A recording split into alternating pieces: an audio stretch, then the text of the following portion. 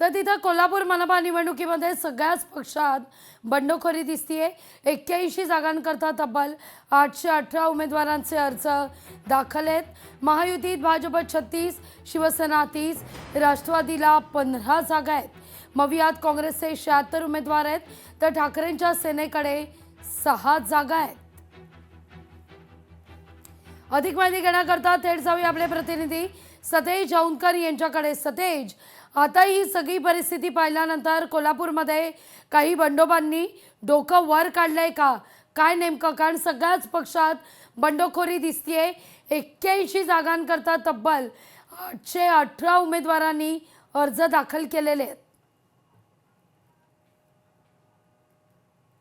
नक्कीच लागवी आपण पाहिलं तर कोल्हापूर महानगरपालिकेच्या या निवडणुकीसाठी महाविकास आघाडी आणि महायुतीमध्ये जे नाराज झालेले जे उमेदवार आहेत त्यांनी थेट बंडाचा झेंडा आहे तो हातात घेतलेला आहे। जवळपास पाहिलं तर काल जे उमेदवारी अर्ज दाखल करण्याच्या शेवटच्या दिवशी 81 जागांसाठी तब्बल 818 उमेदवारी जे आहेत उमेदवारांनी आपले अर्ज आहेत, नामनिर्देशन पत्र आहेत ती दाखल केली आहेत। त्यामुळे खूप मोठ्या प्रमाणावरती उमेदवारांचा उत्साह या ठिकाणी पाहायला मिळतोय। मात्र नेत्यांची डोकेदुखी कुठेतरी वाढल्याचं चित्र आपल्याला या ठिकाणी दिसून आलेलं आहे। यामध्ये प्रामुख्याने जर नावं पाहिली तर काँग्रेसचे अक्षय विक्रम जरग आहेत ते जनसुराज्यमध्ये गेलेले आहेत। भाजपच्या प्रणोती महेश पाटील आहेत त्या काँग्रेसमध्ये गेलेले आहेत। शिवाय भाजपचे सुभाष रामुगडे, विशाल शिराळकर, प्रवीण लिमकर हे जनसुराज्य शक्ती पक्षात गेलेले आहेत। शिंदे सेनेचे रणजित मंडलिक, रमेश पुरेकर हे जनसुराज्य शक्ती पक्षात गेलेले आहेत।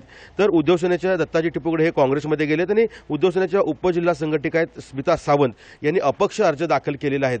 एकूण जर पाहिलं तर या सगळ्या निवडणुकीमध्ये प्रत्येक पक्षाकडे जवळपास 200 ते 250 आणि काही पक्षांकडे 300च्या प्लस उमेदवारांनी जे आहे ते आपले मुलाखती दिलेल्या होत्या। त्यामुळे खरं तर त्या दिवसापासूनच टेन्शन होतं आणि आपण पाहिलं की या सगळ्या निवडणुकीच्या प्रक्रियेमध्ये खरं तर काहींना तिकीट नाराज म्हणजे तिकीट न मिळाल्यामुळे खरं तर प्रामुख्यानं आत्मधनाचा इशारा देखील पक्ष कार्यालयासमोर दिला गेलेला होता। मात्र त्यांना थांबवण्यात यश आलं आणि त्यांनी देखील धनश्री तोडकर त्यांचं नाव आणि त्यांनी देखील या ठिकाणी खरं तर अपक्ष उमेदवारी अर्ज भरलेला आहे।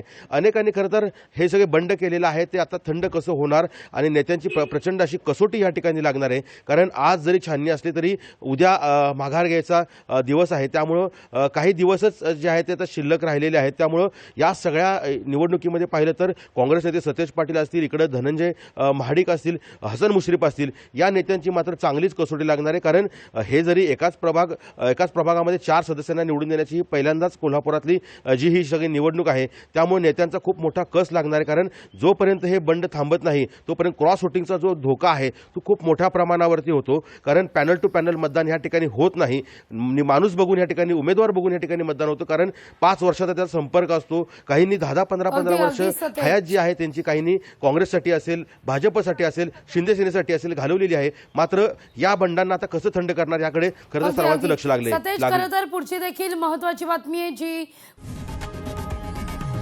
लोकशाही मराठी ऐका, पहा, जागरूक रहा।